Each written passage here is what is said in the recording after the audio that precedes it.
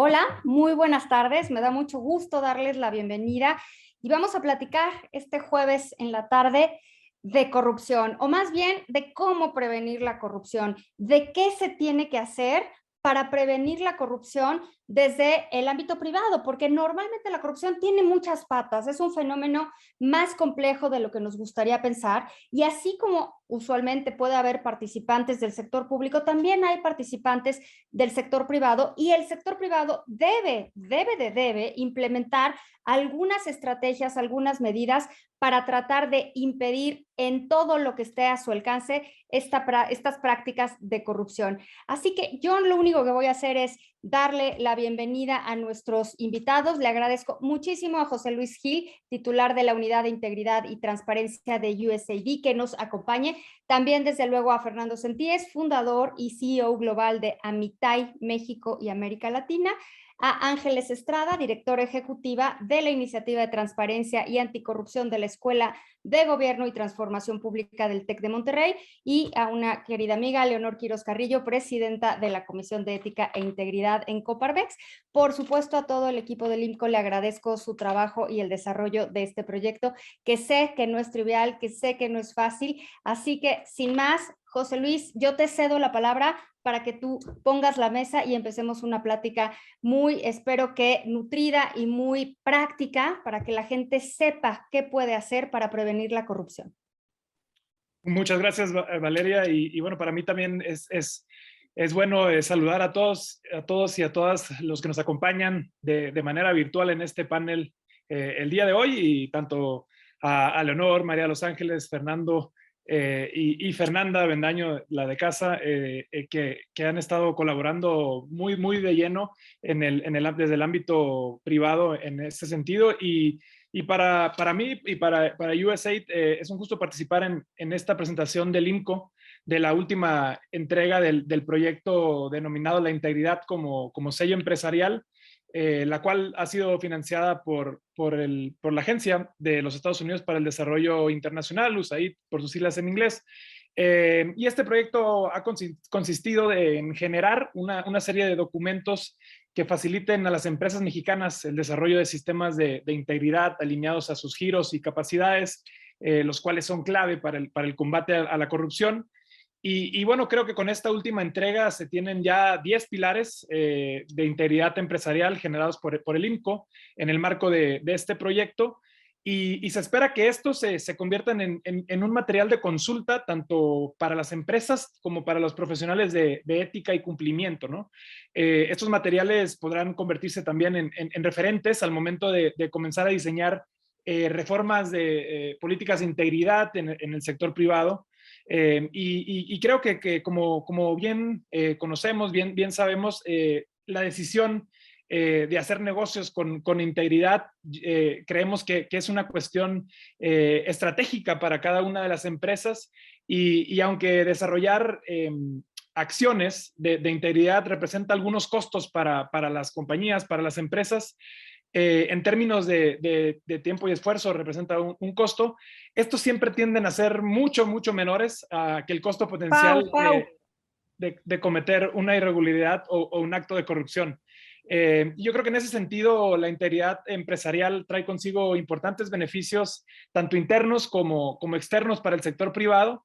Y un ejemplo, otro ejemplo a nivel organizacional, digamos, ayuda a fomentar una cultura competitiva, atrae el capital humano íntegro, y también otorga certeza a los colaboradores, a los inversionistas y también, ¿por qué no?, a los clientes, ¿no?, en primera mano. Los beneficios externos en este sentido se traducen un poco más en el incremento de la productividad, la competitividad de las actividades al orientar y distribuir los recursos de manera adecuada, así como la posibilidad de acceder a mercados globales y cadenas de suministros, ¿no?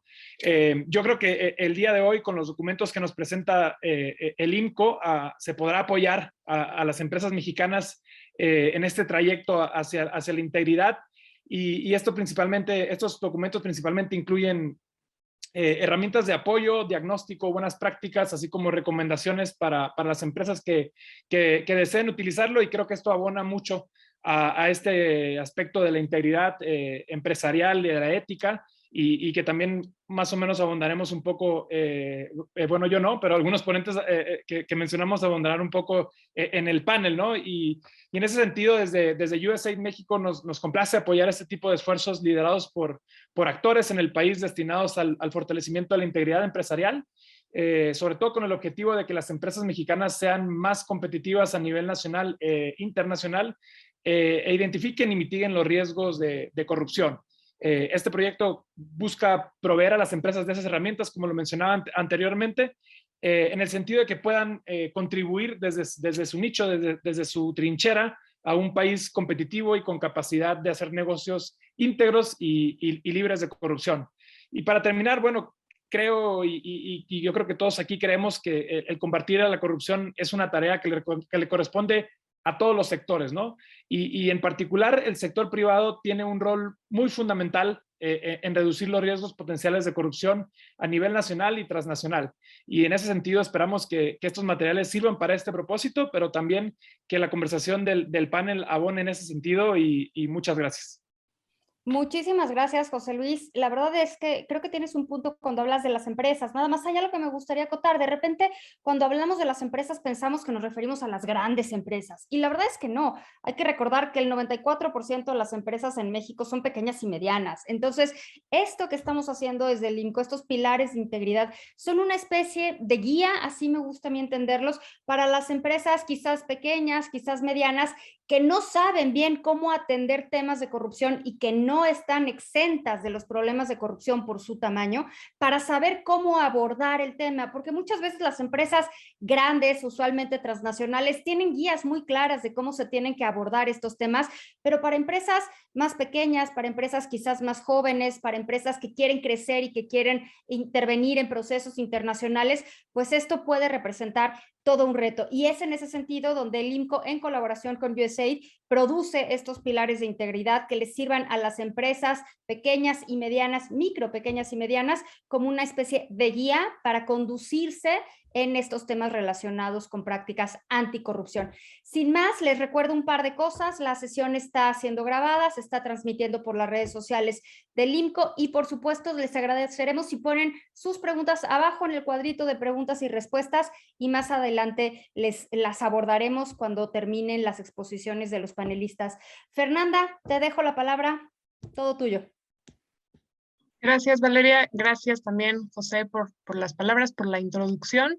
Nada más me gustaría explicar pues muy brevemente esta dinámica. Ahorita será la presentación de los 4 últimos pilares de integridad empresarial para tener estas 10 guías, como lo mencionaban, que presentarán tanto Max Santana, que es investigador anticorrupción en el INCO, como Francisco Varela, director de instituciones y gobernanza en el INCO, y posteriormente pasando esta presentación de resultados, habrá algunas preguntas detonadoras para ahondar en los temas por parte de los panelistas Fernando, Ángeles y Leonor, y una vez terminada la presentación, pues tenemos un espacio para las preguntas y para la discusión en este panel. Entonces, me gustaría empezar con darle la palabra a Francisco para empezar la última entrega de los pilares de integridad. Muchas gracias Fernanda, muchas gracias Valeria, muchas gracias José por esta introducción. Y bueno, el día de hoy estamos precisamente para detallar estos últimos 4 pilares de este proyecto que en el INCO llamamos la integridad como sello empresarial. Y entendemos estos pilares como, ya se comentó, como herramientas y buenas prácticas que cualquier empresa pueda adaptar y adecuar a su contexto específico. Es importante señalar que hoy, como ya se dijo, estamos presentando los últimos 4 pilares de una serie de 10 que pueden ser consultados en la página del INCO, inco.org.mx, y con esto estamos cerrando un ciclo de 3 discusiones, charlas con expertos, justamente para abocarnos hoy a los temas que tienen que ver con terceros, ya sea proveedores, clientes, autoridades, instituciones públicas o la ciudadanía, la transparencia que las empresas deben tener en materia de combate a la corrupción. Y también enfatizar que la integridad empresarial desde luego es valiosa por sí misma, pero también redunda en beneficios positivos para las empresas. En primer lugar, porque nos permite evitar los costos asociados a la corrupción y a los círculos viciosos que la acompañan, pero también porque incrementa o mejora la reputación de la empresa nos da acceso a cadenas de suministro de grandes empresas, especialmente empresas internacionales, y así nos permite llegar a mercados globales. Es con esa noción de que la integridad empresarial es benéfica para las empresas que nosotros, desde un enfoque de competitividad, presentaremos hoy estos últimos 4 pilares. Perfecto, muchísimas gracias, Francisco, por la introducción.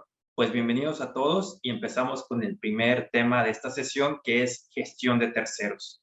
Y empezamos esto con una reflexión, como vemos en la siguiente diapositiva, pues nos dice que las empresas no pueden ser entendidas como entidades aisladas. Es decir, están inmersas en un contexto, en un entorno, participan dentro de una cadena de suministro, van a establecer relaciones comerciales con diversos actores, sus terceros que como vemos aquí, pues son entidades ajenas a la empresa y muchas veces también imprescindibles para llevar a cabo sus actividades comerciales, ¿no? Este es el caso de proveedores, de intermediarios, gestores, contratistas, asesores, representantes que de alguna manera, pues sí, van a representar directa o indirectamente a la empresa y como tal, las acciones que estos realicen, pues también van a impactar sobre la integridad de la empresa en sí misma. Y tenemos un problema con los terceros. Y es que la principal amenaza de corrupción que detectan las empresas en México, pues es precisamente la falta de visibilidad en torno a estos terceros. Con falta de visibilidad, pues queriendo decir que las empresas pues no cuentan con un control o un registro adecuado de sus proveedores, de sus socios comerciales con los que están trabajando, o no saben si cumplen con las leyes, con las legislaciones relevantes, o bien si acaso si cuentan con buenas prácticas de anticorrupción. Y esto pues es incluso, este problema de falta de visibilidad es incluso mayor, digamos, a las acciones que puedan cometer los mismos empleados de la empresa o irregularidades que pueda haber en la parte administrativa ya de la empresa, ¿no? Y qué buenas prácticas existen, ¿no? Para gestionar a los terceros, para tener un mejor control de los terceros. Bueno, pues les podemos recomendar 3. Y la primera de ellas, pues consiste en evaluar de forma preliminar el riesgo asociado que tiene ese tercero. Es decir, saber si se trata de un tercero de alto riesgo, de mediano riesgo o de bajo riesgo. ¿Cómo sabemos esto? Pues podemos hacer uso de 4 factores de riesgo que mencionaremos en la siguiente diapositiva y con base a ello, pues saber qué tipo de tratamiento, qué tipo de gestiones debemos tener con ese tercero en particular. Ahora bien, en un segundo nivel, para aquellos que hemos detectado como terceros de alto riesgo o de mediano riesgo, aquí la recomendación es ser más exhaustivos, hacer una investigación más profunda de los antecedentes legales, financieros, administrativos, reputacionales que pueda tener ese tercero. Esto pues para asegurarnos que no exista una irregularidad que pueda comprometer, digamos, la relación comercial a futuro. Y también pues están las medidas de mitigación. Estas son ahora sí que las acciones puntuales que hay que tomar para prevenir o corregir los actos indebidos por terceros. Ahora sí, ¿cómo detectamos el riesgo, no? El riesgo asociado al tercero. Si es un tercero de alto riesgo, de mediano riesgo, bueno, pues podemos hacer uso de estos 4 factores. El primero de ellos, pues, es ver el país o lugar de origen de este tercero. Y para eso, pues, vamos a hacer uso de mediciones nacionales o internacionales que nos hablen de corrupción, datos de INEGI, a lo mejor el índice de transparencia internacional que habla sobre percepción de corrupción, y con ello, pues, indagar cuál es el riesgo asociado a ese tercero en relación al contexto geográfico que éste viene. Esto no quiere decir, sin embargo, que un tercero sea automáticamente corrupto porque venga de un país o de un lugar con un alto índice de corrupción, ¿no? Pero pues sí es algo que tomar a consideración por el entorno del que proviene, ¿no? En segundo lugar, pues es también identificar la industria o el sector, porque hay ciertas industrias que son más vulnerables a los riesgos de corrupción por los intereses que están en juego, la complejidad de los contratos, de los procesos, los recursos. Esto puede hacer que ciertas industrias, como por ejemplo construcción, minería, extractiva, energética, pues sean más propensas a actos de corrupción. Esto también, aclaración, no significa que sean terceros corruptos simplemente por el hecho de que vengan estas industrias, pero también hay que decir que presentan mayores riesgos de corrupción por estas complejidades que estoy mencionando.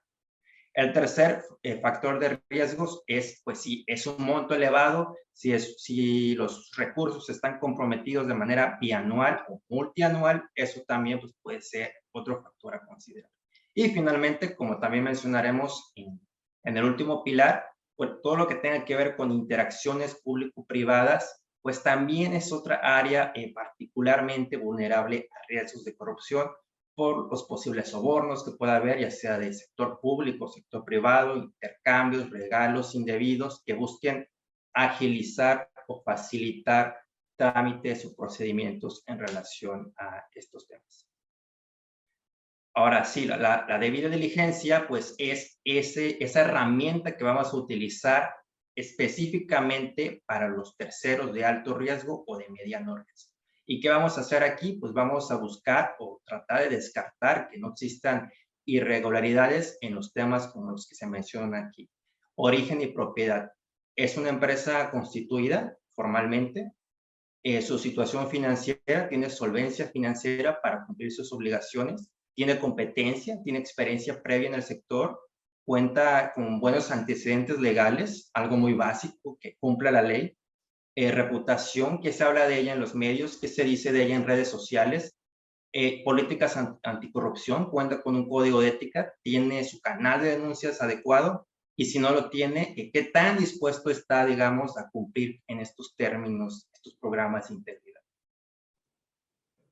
Y en ese sentido, quisiéramos ir intercalando preguntas con nuestros panelistas y específicamente para Leonor Quiroz tenemos este planteamiento y preguntarte cuáles son, desde tu perspectiva y en tu experiencia, las principales señales de alerta que debemos tener en cuenta al hacer la debida diligencia de un tercero. Muchas gracias. Para empezar, bueno, quisiera agradecer la invitación a este panel. Como siempre, el INCO a la vanguardia, la verdad es que poniéndonos los temas de interés, pero además algo que me gusta muchísimo del INCO, de una manera digerida y con inclusión, en este caso con las pymes. Eso es muy importante, porque este tema ya está muy analizado en las empresas grandes, transnacionales, tienen sus mecanismos, áreas enteras de compliance dedicadas a esto, pero cómo podemos aterrizarlo en la pyme, y ya es aquí en donde el INCO hace gala de sus extraordinarias labores junto, en este caso, con USAID. Así que muchísimas gracias, muy honrada. Creo que una de las principales señales de alerta al hacer una debida diligencia a un tercero es saber en qué etapa está de la sensibilización, inclusive antes de la capacitación en cuanto al fenómeno de la corrupción. Cuando se va a contratar a una empresa, por ejemplo, una cadena de valor, o cuando esta pequeña empresa quiere tener una interrelación en el ámbito público, en una simple entrevista puedes identificar si la persona conoce la regulación que le aplica. En el caso de Coparmex, por ejemplo, tenemos empresas desde las muy chiquititas hasta las muy grandes, y el nivel de discurso es muy distinto para unas y para otras. Cuando se le habla de la Ley Federal de Responsabilidad, de la Ley General de Responsabilidades Administrativas a una pyme, pues no podemos llegar con ese tipo de lenguaje. Tenemos que empezar por preguntarle si sabe qué hacer, por ejemplo, ante una extorsión, si sabe qué consecuencias tiene un soborno. Entonces, una primera señal de alerta es sensibilizarnos de qué tanto conoce las consecuencias de este tipo de delitos, pero también conocer el nivel en el que está preparado ese tercero. Puede ser un gestor, puede ser un proveedor, puede ser cualquier persona, un socio comercial, cualquier ese tercero con el que tenemos un relacionamiento. Es muy importante esa sensibilización. Y generalmente el primer tope de esa sensibilización es cuando estamos firmando, por ejemplo, contratos. Cuando queremos firmar un contrato y ahí aparece una cláusula antisoborno, pues bueno, si no hay preguntas al respecto o si simplemente se pasa de largo o tiene que cursar una capacitación y no asiste a la capacitación, bueno, ahí estamos teniendo también otra señal de alerta. Pero sobre todo, y creo que esto también es muy importante, y ya lo mencionaban ustedes dentro de un programa de debida diligencia, el poder contar con una política de integridad. Hoy día ya hay políticas de integridad que muchas asociaciones y organismos hemos puesto a disposición de las pymes, inclusive organismos como ustedes ahora con lo que están haciendo, también el PNUD, también Alliance for Integrity, que inclusive tiene una app para que puedan tener una política de integridad. El que un tercero no tenga una política de integridad es otro gran síntoma de alerta. Porque esa política de integridad es la que sensibiliza, la que nos hace saber cuáles son las consecuencias de este tipo de delitos, pero también nos hace tener los controles elementales que nos marca el artículo 25 de la Ley General de Responsabilidades Administrativas, que no nada más es el código de ética como se suele pensar, ¿no? Tengo mi código de ética guardado en el cajón y ya con eso tengo mi política de integridad. No, no es así. La política de integridad, uno de sus elementos es un código de ética, pero que de nada sirve si no está socializado y si está guardado en un cajón y si no cuenta con un mecanismo de denuncia, por ejemplo. Entonces, cuando no hay una política de integridad con códigos de ética, con canales de denuncia, con una política de conflictos de interés, eso también es una señal de alerta que tenemos que averiguar desde la empresa más chiquita, pasando por la mediana y por la grande, que cuenta con estos elementos mínimos de sensibilización, de capacitación y de política de integridad.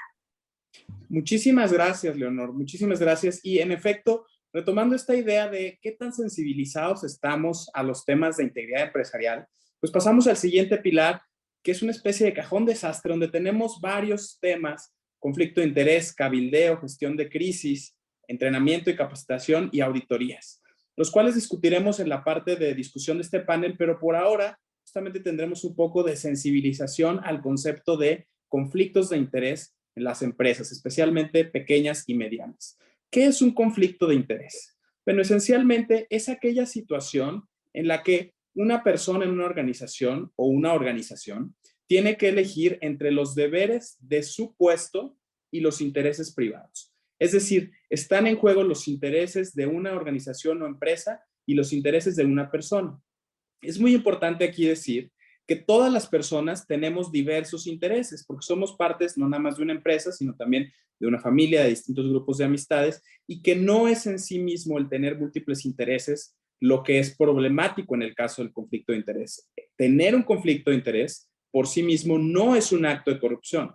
Lo que genera problemas para la integridad es el no declararlo, y específicamente en aquellos casos en los que por el conflicto de interés se pone en juego la imparcialidad y objetividad de las decisiones y de las funciones.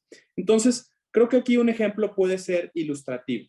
Imaginemos, por ejemplo, que yo trabajo en una empresa y que en esta empresa pues hay la necesidad de contratar proveedores. Y entre los proveedores posibles se decide contratar a una empresa familiar, a una empresa de una persona de mi familia en este caso. Entonces, ¿cuáles son aquí los riesgos e implicaciones de este escenario?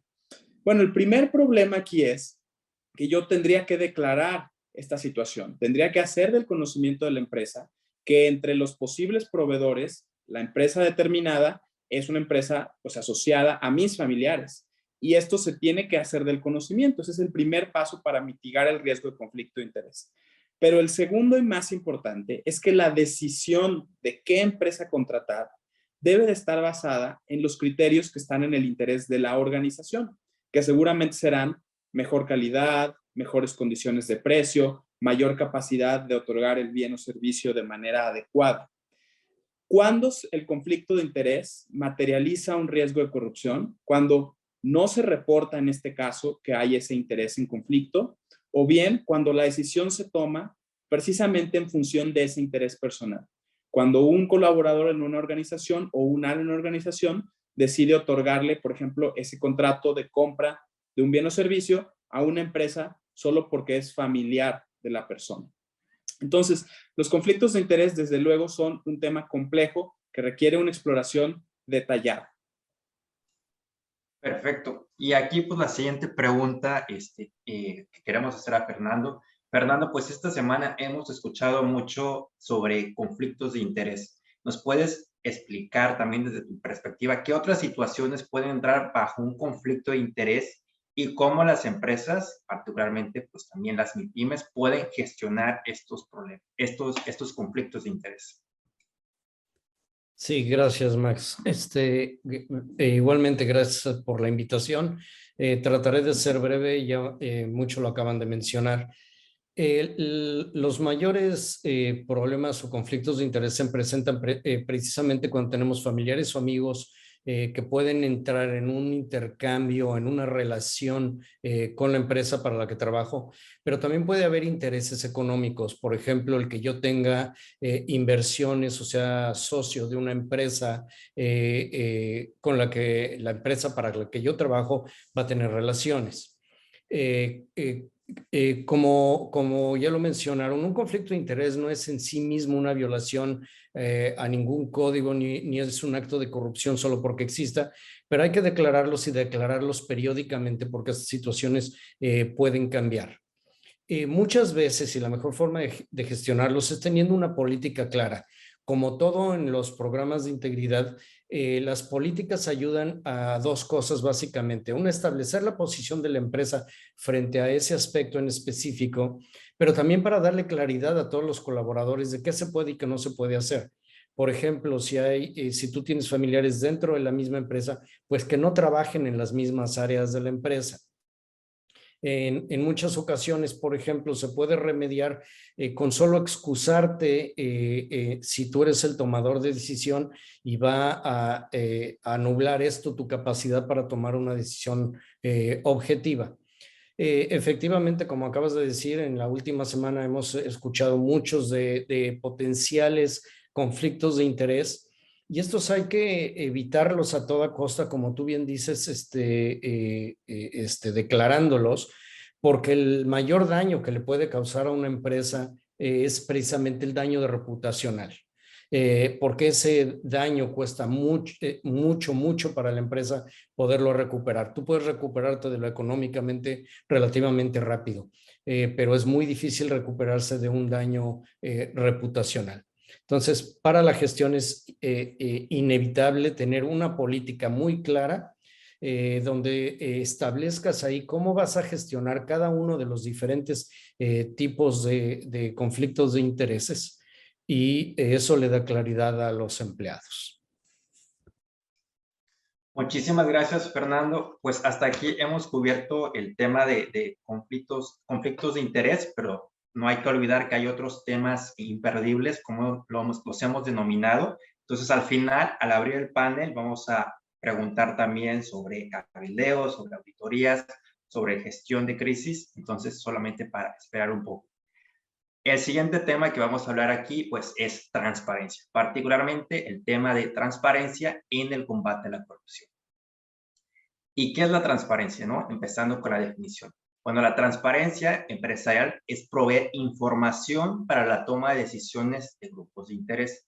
Grupos de interés queriendo decir consumidores, clientes, inversionistas, donantes, con los que participa nuestra empresa.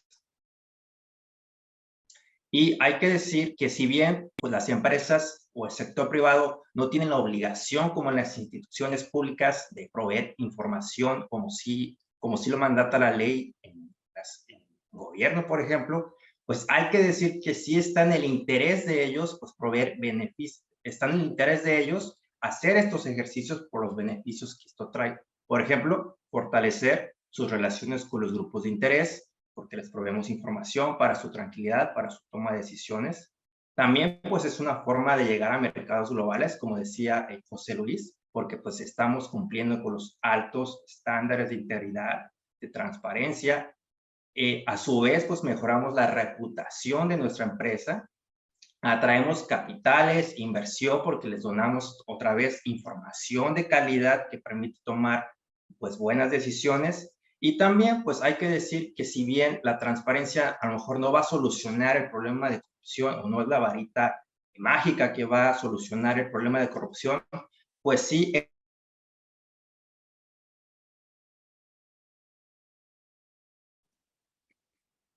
Me parece que perdimos la conexión. Una forma de saber de forma externa con un programa de corrupción, con un programa de ética. Ahora bien, ¿qué buenas prácticas pueden adoptar las MIPYMES, no? Y aquí quiero enfatizar MIPYMES porque, como mencionaba Valeria, pues a veces pensamos que estos temas son cosas que solamente le competen a las grandes empresas o a las empresas que están listadas en la Bolsa Mexicana de Valores, pero la verdad es que no, la verdad es que también las MIPYMES pueden transparentar algunos elementos tan básicos. ¿no? Como por ejemplo, publicar el código de ética o la política anticorrupción, transparentar el canal de denuncias, y qué mejor manera que colgarlo, por ejemplo, en la página web de la empresa para que todo el mundo pueda pues acceder a él y pueda, pues en su caso, emitir alguna denuncia si observó o experimentó un acto de corrupción. También informar acciones puntuales de cómo combate la empresa sus áreas específicas de corrupción, ¿no? Si es compras, si son donaciones, contribuciones. Cuarto, también reportar si existen mecanismos de monitoreo y evaluación en nuestra empresa. Si la empresa hace debidas diligencias, como ya lo mencionamos, si la empresa tiene un comité de ética, ese tipo de cosas también se pueden reportar. Si las empresas quieren cumplir ahora con los mejores, los más altos estándares de integridad y transparencia, pues pueden hacer uso, por ejemplo, del principio 10 del Pacto Mundial de las Naciones Unidas, que establece pues la responsabilidad que tienen las empresas en cuanto al combate a la corrupción. ¿Qué recomienda aquí la guía del Pacto Mundial? Bueno, pues por ejemplo, hablan de reportar las acciones de comunicación y entrenamiento, es decir, las capacitaciones que hace la empresa en cuanto a temas de integridad y anticorrupción, compartir también si la cabeza de la organización pues tiene un mensaje en relación a la lucha contra la corrupción. También reportar, como mencionaba, esos controles, estos contrapesos internos que tenemos como el Comité de Ética, como las debidas diligencias para contraatacar este problema. Y por último, vamos a cerrar con este pilar donde hablaremos un poco en detalle de las interacciones público-privadas. En el IMCO siempre hemos estado muy interesados en la integridad del sector público. Tenemos varios análisis en materia de compras públicas, pero ahora vamos a pensarlo un poco desde la parte de las MIPYMES, que específicamente pues interactúan con el gobierno en el contexto y en primera instancia para realizar trámites y servicios que están establecidos en el marco regulatorio y que muchas veces son necesarios para operar como negocio en el mercado de una manera formal. Entonces, revisamos cuáles son los trámites con más actos de corrupción, de acuerdo con la encuesta nacional de calidad regulatoria e impacto gubernamental del año 2020. Y en primer lugar, en el año 2020, tenemos el contacto con autoridades de seguridad pública.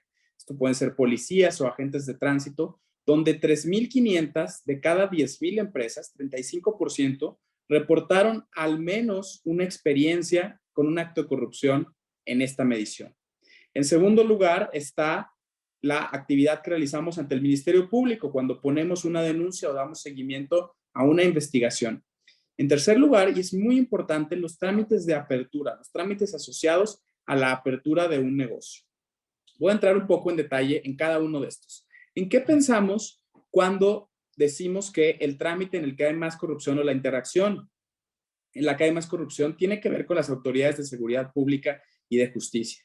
Bueno, pues pensamos, por ejemplo, en que las empresas suelen tener vehículos que usan para transportar sus mercancías o inclusive empresas de paquetería que muchas veces pueden verse en situaciones en que se comprometa la seguridad vial, ¿no? Es típicamente que un agente de tránsito busque infraccionar a nuestro repartidor o al camión que lleva nuestras mercancías. Entonces, ¿cómo prevenimos esto? Pues teniendo normas muy claras sobre cuál es la cultura cívica que queremos promover entre nuestros colaboradores y las normas de seguridad vial, dejando obviamente muy claro que no debe haber en este caso, desde luego en primer lugar, infracciones a la ley en materia de tránsito y de seguridad, pero tampoco ninguna clase de sobornos. Y cuando vamos como empresa o como representante de una empresa ante el Ministerio Público, por ejemplo, para denunciar algún acto o dar seguimiento a una denuncia, tenemos que asesorarnos antes, tenemos que tener muy claro cuáles son los posibles riesgos que enfrentamos en este tipo de interacciones con las autoridades de procuración de justicia. Y muy importante, en el punto número 3, tenemos que evaluar el riesgo de acuerdo con el contexto geográfico en el que operamos. Sabemos que en México las ciudades y los estados todos tienen distintos escenarios en materia de seguridad, de justicia y, bueno, desde luego de tránsito. Entonces tenemos que conocer muy bien cuál es la normatividad y cuál es la situación específica en el contexto en el que nuestra empresa opera. Ahora, pasando a trámites de apertura, 366 empresas de cada 10,000 reportaron haber experimentado un acto de corrupción. Estos son especialmente costosos en materia de competitividad, porque si pensamos, una empresa para poder contribuir a la competitividad de un país, produciendo, vendiendo, haciendo comercio, pues primero tiene que operar en la formalidad y tiene que abrir, como serían los trámites de apertura. Por ejemplo, para los trámites municipales, para tener un local o comercio, los permisos o usos de suelo, las autorizaciones de denominación o razón social y el registro público de comercio. Entonces, estos trámites son los que verdaderamente más directamente vulneran la competitividad y en los que tenemos que tener también una política muy clara que prohíba los pagos de facilitación, que siempre implique estar bien informado sobre los requisitos de los trámites, porque una empresa bien informada, un colaborador bien informado, sabe qué se requiere, sabe qué requisitos hay que cumplir y va a ser mucho más difícil que se vea en una situación de riesgo de corrupción, que pueda ser extorsionado si está bien informado y acudió a los medios oficiales para obtener esa información. Y finalmente, especialmente en materia de construcción y obras, tenemos que hacer un mapeo muy claro de los riesgos asociados al proyecto. Es decir, tenemos que prospectivamente planear cuáles van a ser las diversas etapas que vamos a llevar a cabo y qué permisos y licencias necesitaríamos en cada uno de ellos. Si planeamos mejor, podemos mitigar los riesgos de corrupción mejor. Y en este sentido, quisiera hacer una pregunta a nuestra panelista Ángeles Estrada y preguntar, desde tu experiencia y con tu conocimiento, ¿cuáles son algunos de los principales riesgos de corrupción que enfrentan los emprendedores y las emprendedoras en México? Muchas gracias, Francisco. Muchas gracias a todos en el INCO por la invitación y es un honor estar aquí con todos mis compañeros, colegas panelistas, con Leonor, con Fernando. Muchas gracias por la invitación. Bueno, entro directamente. Desde la Iniciativa de Transparencia y Anticorrupción de la Escuela de Gobierno hemos podido desarrollar algunos cursos de capacitación para que las pymes puedan desarrollar sus programas de integridad empresarial. Y dentro de los obstáculos que nos hemos topado para convencerlos casi a veces de la importancia de contar con sus programas o con sus políticas de integridad empresarial, está la parte de que consideran que porque son 2 o 3 personas en la empresa, pues no van a existir riesgos de corrupción o no va a existir de plano la corrupción, ¿cierto? Porque entonces pues ellos son muchas veces familiares o son compañeros, amigos, conocidos y cuando comienzan a hacer sus empresas y comienzan a tener vinculación al exterior, pues entienden la necesidad de conocer la normatividad relacionada con la anticorrupción y sobre todo de cómo ir a denunciar actos de corrupción. Entonces, dentro de los principales riesgos de corrupción que las propias empresas nos hacen referencia es, de entrada que no conocen la normatividad, ¿no? Este es un elemento sumamente importante. No conocen la normatividad y les parece que además la normatividad cuando la empiezan a estudiar o la empiezan a conocer es una normatividad muy pesada, difícil de entender, con muchos tecnicismos, con muchas palabras legales que ellos no entienden, que ellos y nadie no entiende. Entonces, ese es un obstáculo que genera un riesgo para los emprendedores, las y los emprendedores y las empresas que ya están constituidas también en relación con posibles actos de corrupción. Tampoco conocen, u otra de las cosas que nos dicen mucho es que no conocen quiénes son las autoridades que pueden venir a sus empresas a solicitarles documentación o a exigirles pagos a veces les piden pagos, por ejemplo, ahora se está presentando mucho esto con la pandemia, por lo menos aquí en la Ciudad de México. Muchas empresas de restaurantes o de empresas de comida están poniendo extendiendo, digamos, sus lugares para que la gente tome asiento en la vía pública.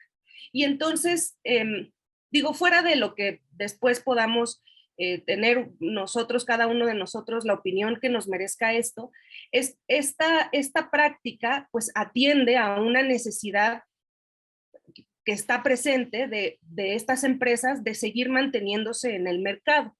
Y entonces lo que ellos nos dicen es que muchas ocasiones llegan autoridades que ellos de la Ciudad de México y en otros momentos autoridades federales que no saben que pues a quién le tienen que hacer caso, no saben si lo que les están diciendo es cierto.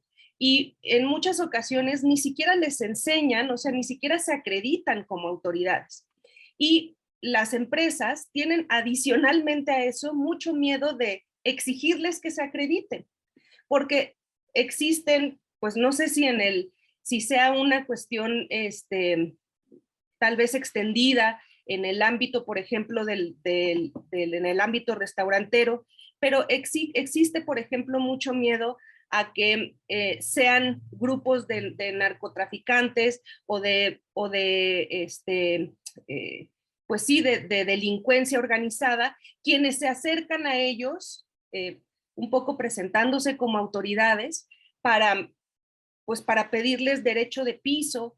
Y este desconocimiento también respecto de quiénes son las autoridades y respecto del temor que tiene la ciudadanía en general de solicitarle a las autoridades que se acrediten como tal, genera también, me parece, un posible riesgo de corrupción para las empresas. Perfecto, muchísimas gracias, Ángeles. Hemos llegado pues al final de esta presentación, de esta ponencia, y solamente también a manera de resumen, pues tenemos 4 recomendaciones específicamente para las empresas, para crear empresas más competitivas a través de la integridad. La primera de ellas, de hecho en el mismo orden que presentamos los temas en relación a terceros, pues es establecer relaciones comerciales con terceros que muestren un compromiso serio en anticorrupción. Esto es, con las medidas que platicamos, la debida diligencia, estimar el riesgo, las posibles acciones que podemos implementar para mitigar o prevenir la corrupción con terceros.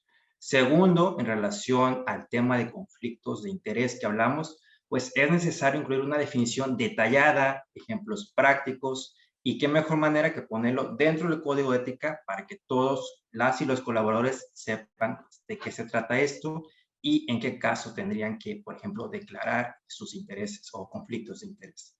Tercero, en transparencia, pues es reportar la política anticorrupción, el código de ética que tiene la empresa, las herramientas más elementales básicas, ¿no? Como el canal de denuncias, para que no sean solo los empleados internos, sino también los externos que puedan hacer uso de los mismos. Y finalmente, en el tema de interacciones público-privadas, recordar que es importante identificar los puntos de riesgo particularmente vulnerables para nuestra organización. Es decir, en qué interacciones, en qué puntos de contacto nuestra empresa podría experimentar actos de corrupción cuando se llevan a cabo estas interacciones. También en la siguiente diapositiva, pues vemos que cerramos con este webinario la serie de pilares de integridad que contienen pues 10 reportes amplios sobre cómo adoptar, cómo hacer el código de ética, cómo hacer los canales de denuncia. Pueden ser encontrados en la página web y también a manera de resumen, de una forma muy práctica y sencilla, pues hemos elaborado las guías rápidas, que es una página por pilar que resumen los conceptos clave, las ideas clave, los mensajes clave, para que sea aún más accesible, pues entender y saber de qué se trata esto de los pilares de integridad. También con esta conversación, con este webinario, pues ya hemos completado 3 conversaciones con expertos que hablan sobre la importancia de hacer negocios con integridad. Todo esto puede ser encontrado, por supuesto, en nuestra página imco.org.mx.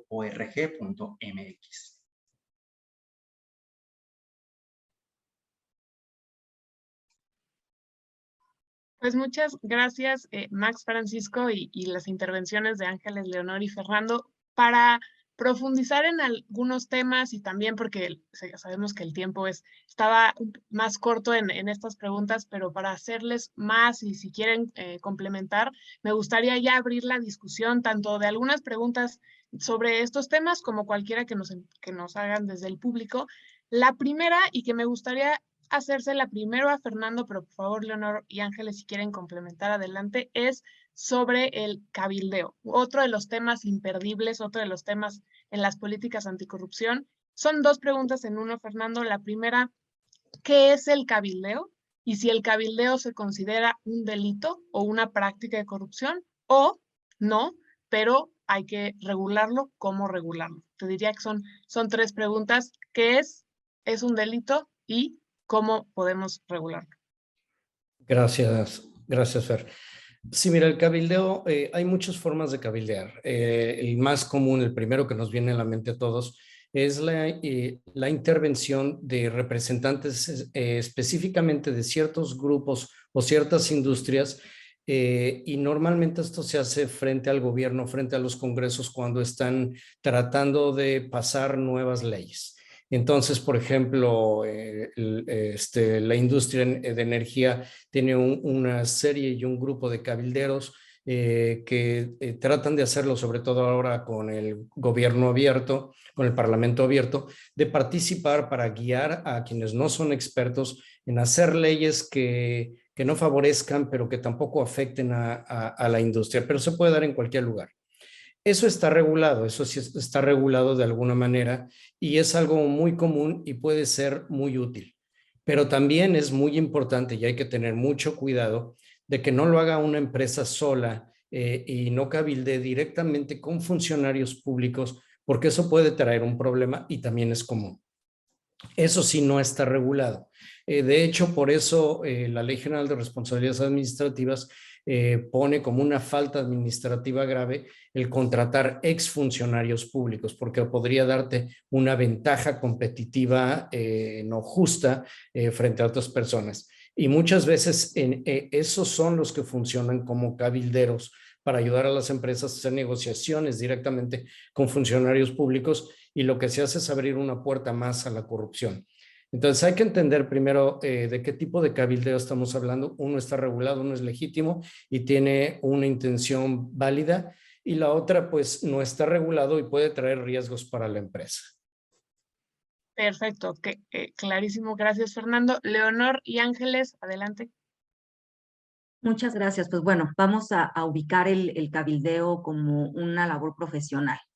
El cabildeo como tal simplemente es informar para influir con los distintos agentes que tienen el poder de decidir, y el cabildeo en sí es una actividad profesional regulada, no es un delito, y el punto clave es que el cabildeo se tiene que hacer de manera lícita, que es la primera parte de la ecuación, y segundo, de manera transparente. Y eso creo que es importante. Cuando tú informas para influir a los distintos agentes de decisión de una manera lícita y transparente a favor de los intereses de tu representado, puede ser de una empresa, un organismo empresarial hablando por sus empresas, un despacho de cabildeo, lo que sea, cuando tú lo haces de manera lícita y transparente, estás dentro de una actividad regulada a la que no hay que satanizarla. Creo que ese es un primer punto. Por actividad lícita, pues obviamente implica que no se rodee de delitos, ¿no? Que una persona que intenta sobornar o soborna a un funcionario, a una persona servidora pública, sea esta del Poder Ejecutivo, Legislativo, Judicial, para que tome una decisión a su favor, eso ya no es cabildeo. Eso es un soborno, eso ya es un delito. Entonces creo que es muy importante aquí diferenciar, porque se ha satanizado la profesión, y es importante que cuando tú informas para influir, inclusive estás apoyando a que se tomen mejores decisiones porque acercas información.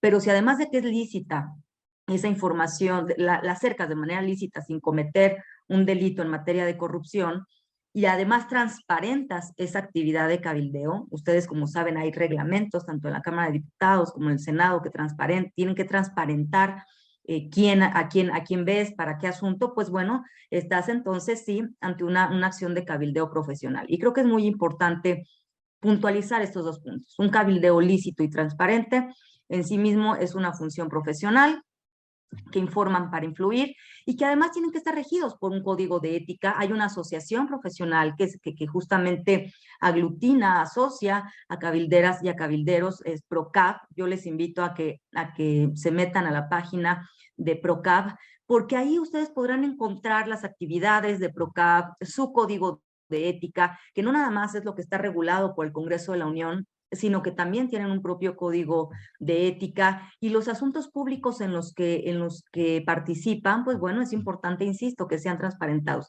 Y esas mismas políticas de transparencia que asume el servidor público de quién lo fue a ver y para qué asunto, también debe de existir al interior de las empresas. Parte de las políticas de integridad, de las políticas anticorrupción dentro de una empresa, es que tú transparentes qué estás haciendo con tu relacionamiento con esas personas servidoras públicas. Si tú tienes una bitácora en donde estás registrando tus actividades, para qué fuiste a ver a X o Y persona, pero además no hay de por medio ningún intercambio más que de información, pues también estás transparentando esa actividad de cabildeo. Por eso creo que es muy importante aquí señalar estos dos puntos, que sea de manera lícita y transparente. Ángeles. Sí, muchas gracias. Un poco para complementar lo que dijo Rosario y también lo que dijo Fernando, es importante señalar en ocasiones es complicado para las micro y las pequeñas empresas y hasta las medianas empresas acceder a tener un cabildero, a tener una empresa cabildera. Como bien decía Leonor, el cabildeo es una actividad profesional, remunerada, legal, normada, ¿no? Que además tiene el objeto de promover los intereses o los objetivos legítimos y legales de las empresas o de la organización o de la entidad a la que están representando. Y en muchas ocasiones las micro y las pequeñas empresas, las MIPYMES y las medianas también, sienten pues que acceder a empresas cabilderas es casi, pues, digamos, imposible para ellas, ¿no? Es acceder a una empresa cabildera requiere, digamos, una inversión que probablemente las micro y las pequeñas y las medianas empresas no puedan tener. Sin embargo, es importante, aquí me parece importante mencionar justamente la función que tienen las confederaciones empresariales como Coparmex, que son justamente estas confederaciones donde se unen un montón de empresas grandes, medianas, pequeñas, micro, y a partir de esta unión se puede lograr, pues, que no solamente contratar a una empresa cabildera o a un cabildero, sino poder mostrar de una forma mucho más amplia, mucho más entendible, cuáles son esos objetivos legítimos y legales que las empresas están requiriendo y por lo cual están contratando a un privado para que pueda promoverlos frente al Congreso de la Unión o al Poder Legislativo en este caso. Gracias, porque justo pues una de las preguntas que vemos por ahí también es cómo migramos de cabildeo con una connotación negativa a donde se vea justo como lo acaban de definir, una actividad empresarial. Me gusta y me quedo con la frase de informar para influir y en la medida en la que esta sea la actividad, como dicen, legítima y transparente, pues creo que podríamos migrar a un modelo donde no se vea como algo malo, porque tener intereses no es malo, simplemente que se puedan promover de manera transparente y legítima. Justo en ese sentido y hablando de intereses, la siguiente pregunta que nos hacen, y también me gustaría empezar contigo, Leonor, es, ¿tenemos o hay una definición clara e irrebatible sobre qué es un conflicto de interés? Claro que sí. Bueno, pues el conflicto de interés es esta frase muy hecha, pero que es importante conocer lo que implica el conflicto de interés, porque también así como al cabildeo se le da una connotación negativa simplemente a la palabra, al conflicto de interés también se le da esa connotación negativa de manera automática, y qué importante es analizar la definición justo para no darle esta connotación negativa. ¿Qué sucede con el conflicto de interés? Que bueno, que específicamente no hay una definición absoluta, eso es importante, pero sí hay conceptos que inclusive están regulados en diversas normas en nuestro país, como por ejemplo, cuando se habla de una excusa o de una recusación, ¿no? En el ámbito judicial, por ejemplo, cuándo puedes intervenir y cuándo no puedes intervenir en un asunto público, y todas esas definiciones ayudan. Pero lo que más ayuda es entender que el conflicto de interés en sí mismo no es negativo. Lo que, al igual que el cabildeo, cuando tú actúas de manera ilícita o no transparente, es cuando entonces sí ya tiene una connotación negativa. Y creo que esto es muy importante entenderlo, porque los conflictos de interés, sobre todo los conflictos de interés, que son los potenciales. Hay tipos de conflictos de interés que creo que también tenemos que aprender a diferenciar. Un conflicto de interés puede ser aparente, potencial o real. El conflicto de interés, cuando es aparente, es cuando puedes dar, para hablar en términos muy coloquiales, cuando puede ser, cuando parece que tengo un conflicto de interés, pero simplemente lo aclaro, lo expongo, lo demuestro y desaparece el conflicto de interés. Demuestro que realmente yo no tenía un interés específico o no tengo un interés específico a futuro de determinada decisión. Pero un conflicto probable, un conflicto de interés potencial, es cuando por mis actividades familiares, personales, de negocios, de relacionamiento, de amistad o de enemistad, pueda ser que intervenga en mi decisión, con mi poder en mi poder de decisión, puede intervenir de manera tal que haga tome una decisión de manera sesgada. Ahí es cuando estamos ante un conflicto de interés potencial.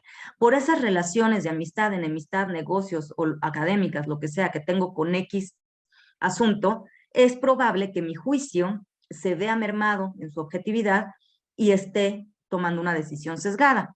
Pero en ese conflicto de interés potencial, pues todavía no lo actualizo, ¿no? Es probable que pase, pero si yo transparento esas relaciones familiares, personales, le estoy dando las herramientas con esa transparencia de mis relacionamientos, le estoy dando herramientas a la institución a la que pertenezca, sea esta pública o privada, de poder identificar mis intereses y que de esa manera me excluyan de decisiones para que precisamente ese sesgo que yo pudiera tener por amistad, enemistad o lo que sea, no intervenga en la decisión. Entonces, cuando tú transparentas tus intereses, ya no entras en un conflicto de interés, por eso es potencial, porque estás diciendo, tengo este relacionamiento, la institución en la que estás tomando decisiones se da cuenta, porque tú los transparentaste desde un principio, pero además los vas actualizando con el tiempo, y de esa manera proteges a la institución, no participando esa persona en las decisiones.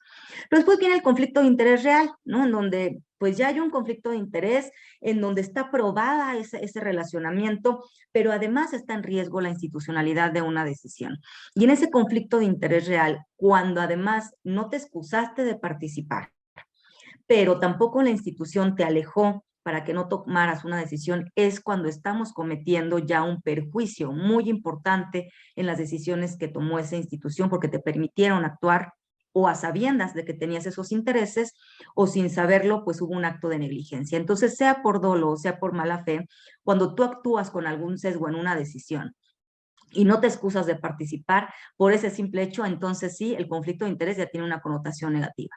Pero si tú lo transparentas, lo adviertes, lo haces del conocimiento de tu institución y además no participas, estás 100% blindado. Por eso es que dentro de las políticas de integridad, una política que no puede faltar es la política de conflictos de interés. Y lo mismo para las pymes. Aún en una escala muy didáctica, tiene que saber el relacionamiento de sus terceros, de su propio personal, para cuidar este tipo de interferencias en sesgos de decisión.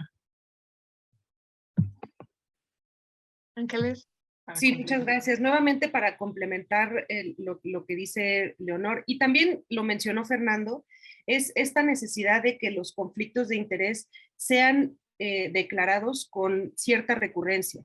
Y en ocasiones a las empresas, digo ya ni hablar de la parte gubernamental, pero a las empresas a veces se les olvida preguntar recurrentemente en relación a la gente que trabaja en la empresa, en relación a los posibles conflictos de interés que puedan tener con ciertas personas, porque como decía Rosario, y lo decía muy bien, estas son relaciones de amistad, de parentesco, vinculaciones profesionales, académicas, que van evolucionando, que a lo mejor cuando te lo preguntaron tú no la tenías, tú no tenías esa relación con esa empresa, con ese organismo, con esa persona, pero las relaciones se van haciendo, se van madurando, van evolucionando, otras involucionando, pero por eso es importante, como una buena práctica, que las empresas, las micro y las MIPYMES específicamente, pregunten con regularidad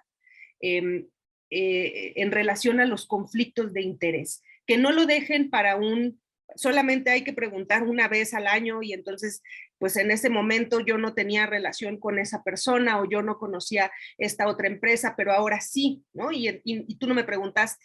Entonces, es importante que las empresas tengan también como este interés, que sean proactivos en generar justamente estas prácticas de preguntar recurrentemente cómo es que van evolucionando las relaciones de las personas que conforman la empresa. Y aprovechando que las dos hablaron justo de la gestión de este tipo de conflictos, de los intereses, hay otra parte que se necesita gestionar o que es muy importante, que es la gestión de crisis. Cuando ya sucedió el acto de corrupción o ya se identificó que hay un riesgo o una práctica de corrupción. Fernando, me gustaría preguntarte, ya que la empresa o las empresas identificaron que hay un acto de corrupción, ¿qué pueden hacer para mitigarlo y, obviamente, para que sea pues un mecanismo de prevención para futuras interacciones o futuras prácticas? Gracias, Fer. Mira, eso dependerá mucho de cada empresa, porque tendemos a hablar de las empresas como si todas fueran iguales, cuando algunas son transnacionales y otras son pequeñas empresas o medianas empresas que trabajan muy localmente. Ahora, las pymes normalmente tienen una debilidad, que es que normalmente no tienen los mismos recursos ni programas de integridad que les pueda ayudar. Pero las pymes pueden valerse de organizaciones como esta para recurrir a manuales y demás que les ayude. Ahora, ¿cómo evitar cuando ya sucedió? Normalmente las empresas grandes, y eso es a lo que iba, tienen dentro de sus políticas el cómo actuar antes, durante y post una situación. Entonces, si hay un acto de corrupción en tu política, sería muy sano tener cómo tratarlo.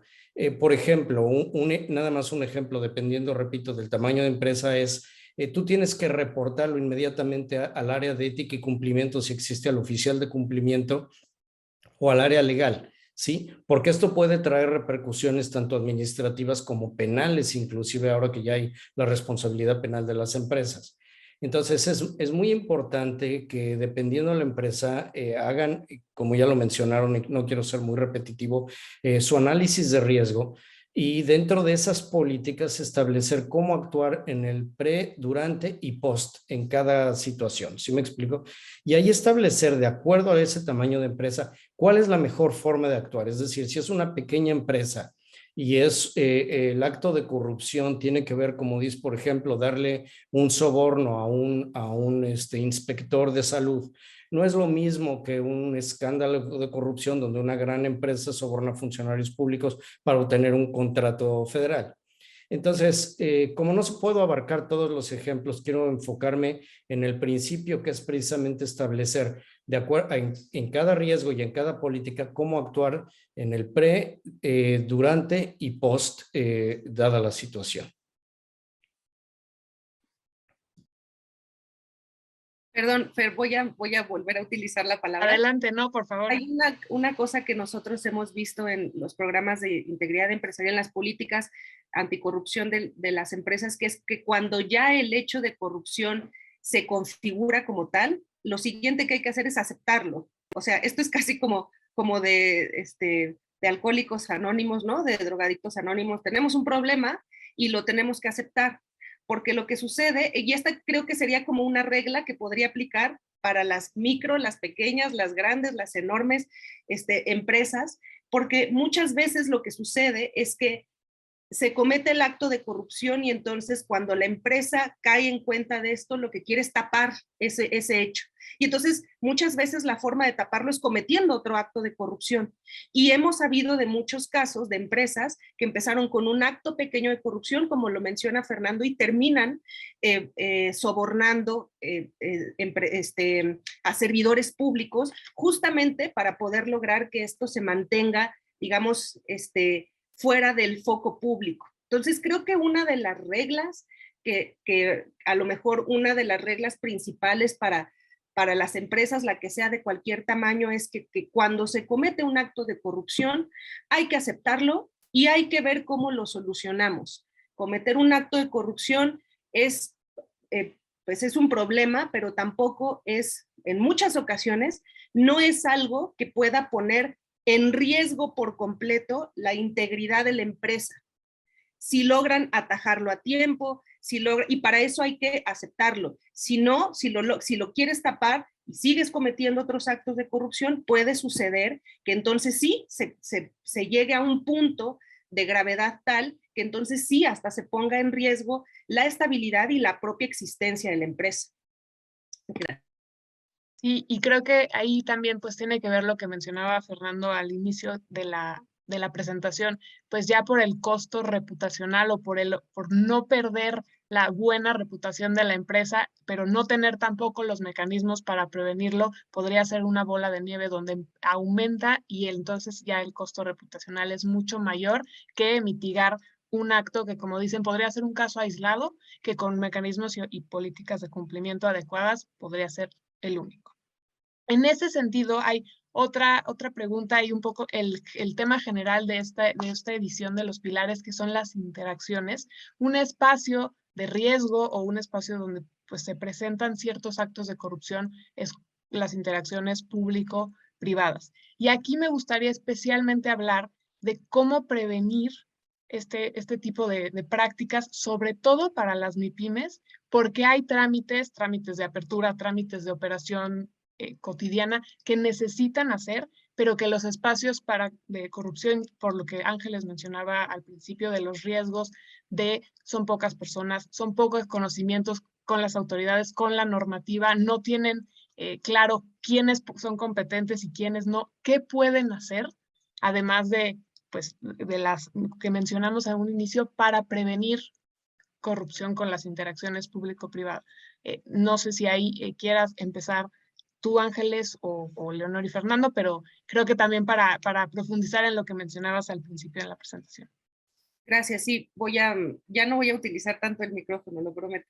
Creo que, digo, en este tipo de cosas no depende tanto, o sea, no depende al 100% de las empresas lograr que estas situaciones de corrupción no se presenten. Sin embargo, sí existen varias cosas que las empresas pueden desarrollar para, digamos, prevenir posibles actos de corrupción, como conocer la normatividad, conocer las empresas, estar informados, etcétera, lo que ustedes ya mencionaban. Y también dar a conocer cuando son víctimas o testigos de posibles actos de corrupción a nivel administrativo dentro del gobierno, dar a conocer eso, denunciarlo. Es importante utilizar los medios de denuncia, que puede que sean perfectibles y que se puedan mejorar sin duda, pero es importante utilizarlos, es importante hacerles saber a los órganos internos de control, es importante hacerles saber también a las áreas de control interno, en el caso de los órganos de policía, de estas situaciones de corrupción en las que muchas veces las empresas caen por lo que sea, desconocimiento, porque creyeron que esa era la mejor opción, lo que sea.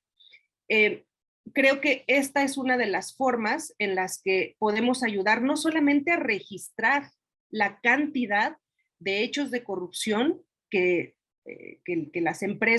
a las que las empresas se enfrentan en sus relaciones con el gobierno, sino también para exigir a las autoridades competentes que se inicien las investigaciones debidas y que digamos, se ponga a trabajar esa área, digamos, de los gobiernos, que en muchas ocasiones pues ni siquiera se enteran de qué es lo que está sucediendo porque no hay denuncias, ¿no? Entonces es importante, creo, que también las empresas conozcan cuáles son los órganos ante los que se denuncian, cuál es el proceso que se tiene que llevar a cabo y hasta pensar que esto está medido por el INEGI también, que muchas de las personas no vamos a denunciar porque no pasa nada, ¿no?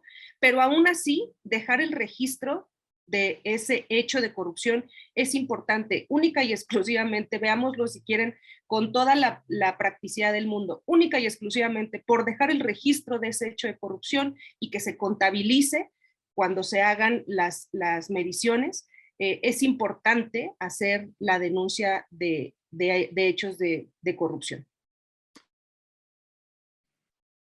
Gracias, Ángeles. También dentro de, pues, de estas interacciones y como bien lo decías, no es justo al ser interacciones, al ser relaciones, están las dos partes. Hay una tarea fundamental del sector, de parte del sector público y también del sector privado, pero hay un concepto que mencionaron en la presentación Max y Francisco, que me gustaría que Leonor o Fernando nos aclararan, que también tiene que ver con estas relaciones, que son los pagos de facilitación.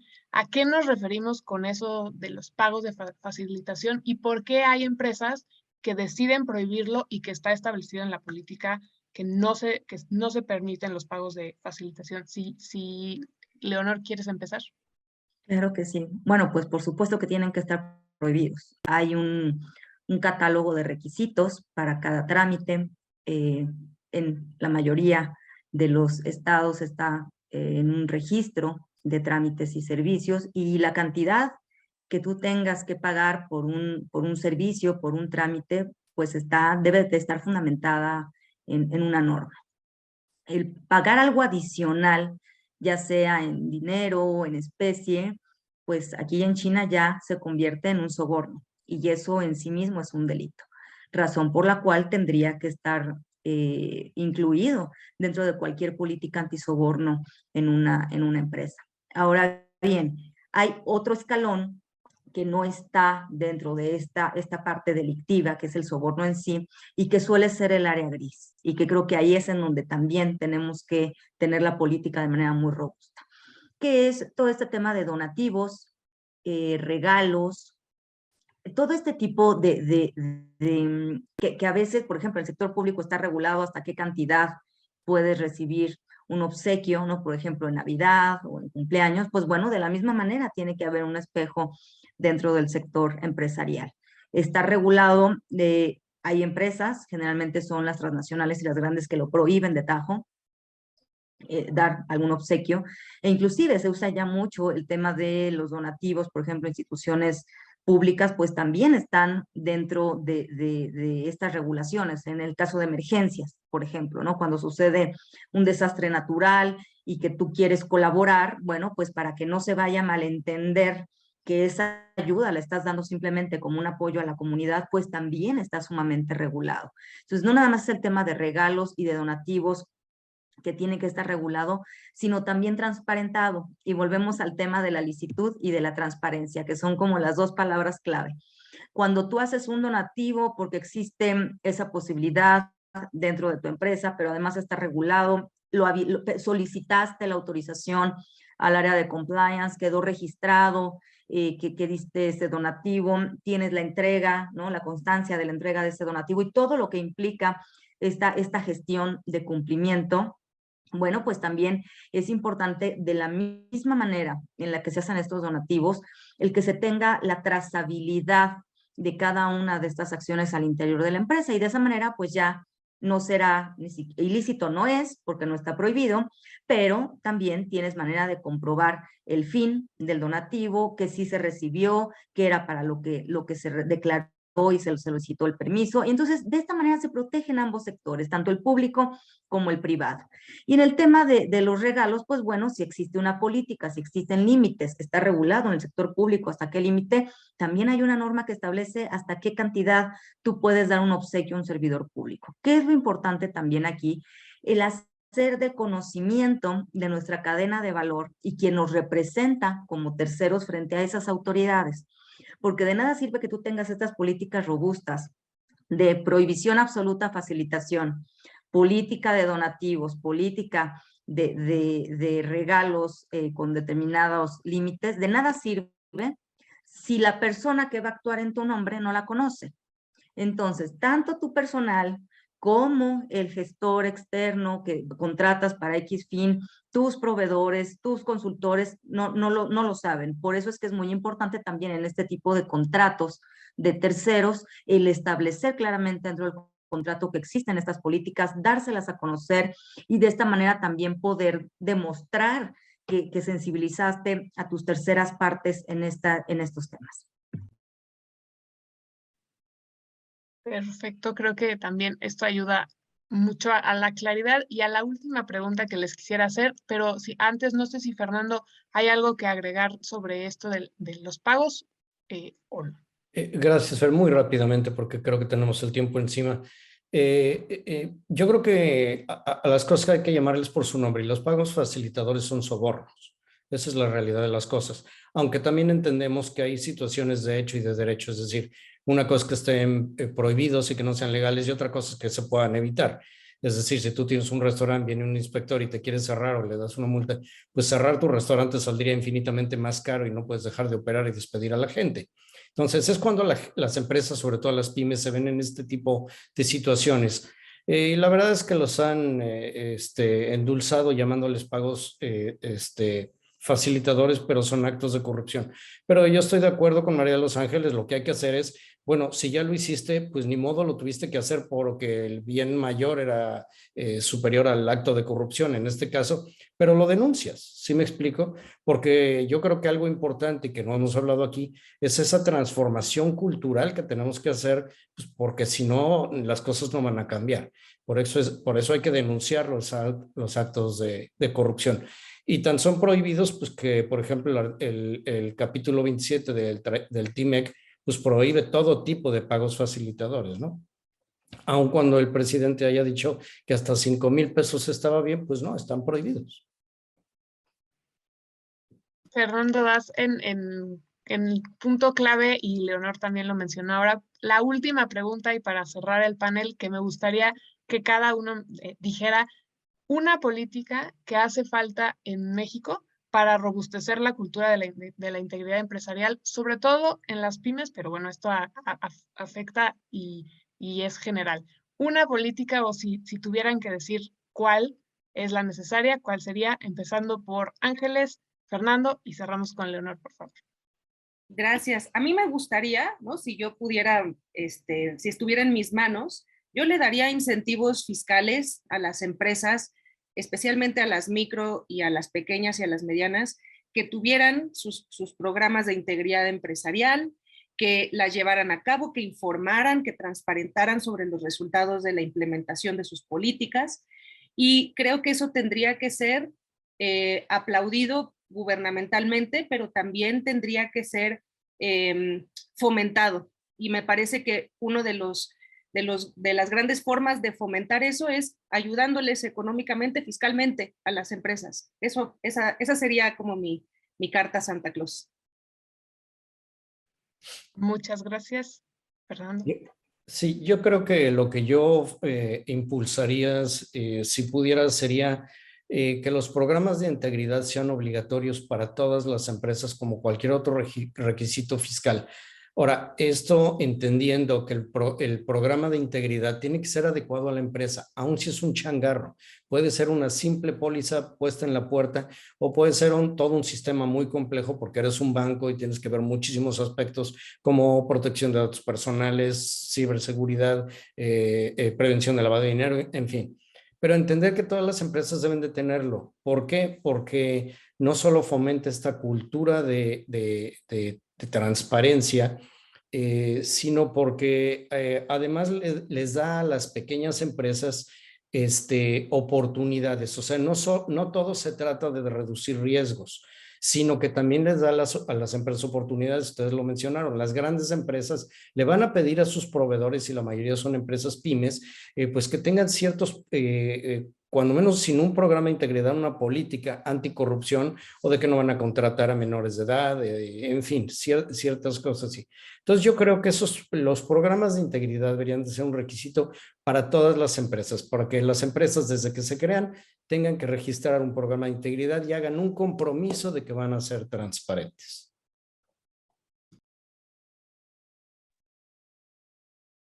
En mi caso, pues propondría dentro de todas las políticas anticorrupción una robusta política antisoborno. Empezar por ahí. Ya lo comentaban mi compañera y mi compañero en el panel. Es toral que cualquier empresa, desde el micronegocio, en cualquier escala, conozcan claramente la existencia de este delito y sus consecuencias, pero sobre todo que lo prevengan. Creo que aquí la clave es, y es en donde sí tenemos el control, es en toda la fase de prevención y en la de la denuncia. Yo creo que si podemos dejar de señalar lo que no le falta al gobierno por hacer, el Estado, la impunidad, pues ahí sí no tenemos nosotros, por ejemplo, en la parte judicial, ninguna injerencia más que nosotros acudimos a denunciar, es hasta donde podemos llegar, lo demás no está dentro de nuestra área de control. Pero lo que sí es parte de nuestra área de control como ciudadanía y como sector empresarial es la prevención y la identificación de este tipo de conductas y su respectiva denuncia. Si tenemos una política robusta, apoyada por el Estado, por organizaciones de la sociedad civil, por la academia, por muchos de los que estamos aquí en esos tres ámbitos, prevención, detección oportuna y denuncia, muchísimo bien haremos. Y aquí, por supuesto, que un programa urge, un programa, ojalá, fuera por parte de Función Pública, Contralorías, por parte de las Fiscalías Anticorrupción, ¿no? El tener así como para todo, ahora hay apps para todo, ojalá hubiera este tipo también de apps para poder tener tanto tu política de prevención con una política de integridad como tu política de prevención, más al menos en la parte de antisoborno, insisto, al menos esa parte, más la de la denuncia. Mientras más se facilite hacia la ciudadanía la prevención y la denuncia, estaremos abarcando un gran tramo en donde en verdad le estaremos pegando a este fenómeno y lo estaremos matizando. Muchísimas gracias, Leonor, Ángeles y Fernando, con estas tres políticas más todas las buenas prácticas y recomendaciones que explicaron Max y Francisco y que también pueden consultar en los pilares de integridad empresarial. Pues cerramos el webinar de hoy, la presentación. Les agradecemos muchísimo, Leonor, Ángeles y Fernando, por acompañarnos, Max, Francisco, por la presentación, José Luis, gracias por las palabras, obviamente gracias a USAID México por el apoyo, y pues muchas gracias. Consulten toda la información que presentamos ahorita en nuestra página imco.org.mx y pues gracias por conectarse. Hasta la próxima.